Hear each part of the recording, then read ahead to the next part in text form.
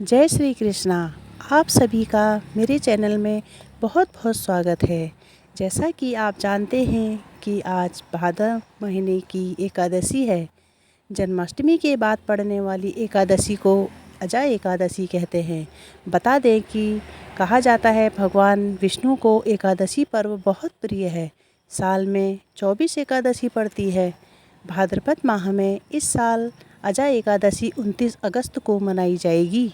उदया तिथि के कारण एकादशी 29 अगस्त को मनाई जाएगी और इसका पारायण अगले दिन किया जाएगा।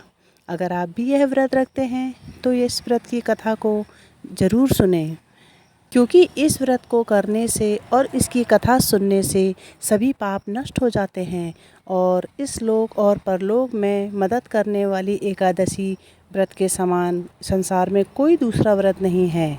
अजा एकादशी व्रत की कथा इस प्रकार है।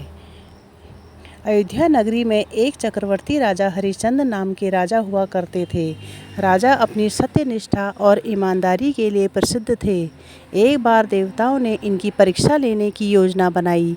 राजा ने स्वप्न में देखा कि ऋषि विश्वामित्र को उन्होंने अपना राजपाट दान कर दिया है। सुबह विश्वामित्र वास्तव में उनके द्वार पर आकर कहने लगे, तुमने स्वप्न में मुझे अपना राज्य दान कर दिया। राजा ने सत्यनिष्ठ व्रत का पालन करते हुए संपूर्ण राज्य विश्वामित्र को सौंप दिया।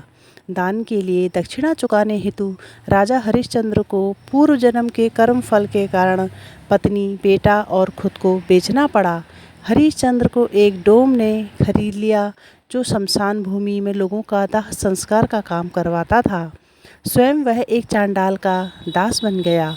उसने उस चांडाल के यहाँ कफन लेने का काम किया, किंतु उसने इस आपत्ति के काम में भी सत्य का साथ नहीं छोड़ा। जब इसी प्रकार उसे कई वर्ष बीत गए तो उसे अपने इस नीच कर्म पर बड़ा दुख हुआ। वह इससे मुक्त होने का उपाय खोजने लगा।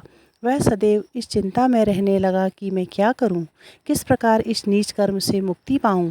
एक बार की बात है, वह इस चिंता में बैठा था कि गौतम ऋषि उसके पास आ पहुँचे। हरिश्चंद्र ने उन्हें प्रणाम किया और अपनी दुख भरी कथा सुनाने लगे। राजा हरिश्चंद्र की दुख भरी कहानी सुनकर महर्षि गौतम भी अत्यंत दुखी हुए और उन्होंने राजा से कहा, हे राजन, भादो माह के कृष्ण पक्ष की एकादशी का नाम अजा है। तुम उस एकादशी का विधान पूर्वक व्रत करो तथा रात्रि को जागरण करो। इससे तुम्हारे सभी पाप नष्ट हो जाएंगे। महर्षि गौतम इतना कहकर आलोप हो गए। अजा नाम की एकादशी आने पर राजा हरिश्चंद्र ने महर्षि के कहे अनुसार विधान पूर्वक उपवास तथा रात्रि जागरण किया।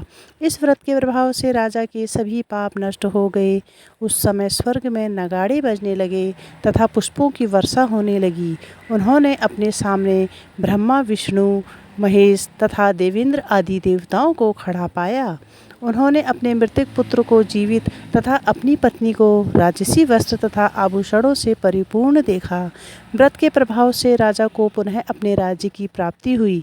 वास्तव में एक ऋषि ने राजा की परीक्षा लेने के लिए यह सब कौतुक किया था, परंतु अजा एकादशी के व्रत के प्रभाव से ऋषि द्वारा रची गई सारी माया समाप्त हो गई और अंत समय में हरिश्चंद्र अपने परिवार सहित स्वर्ग लोक को चले गए। हे राजन, यह सब अजा एकादशी के व्रत का प्रभाव था। जो मनुष्य इस उपवास को विधान पूर्वक करते हैं तथा रात्रि जागरण करते हैं, उनके सभी पाप नष्ट हो जाते हैं। अंत में वे स्वर्ग को प्राप्त होते हैं। इस एकादशी के व्रत की कथा के श्रवण मात्र से ही अश्वमेध यज्ञ के फल की प्राप्ति हो जाती है। श्री जय हरि, श्री जय हरि, श्री जय हरि।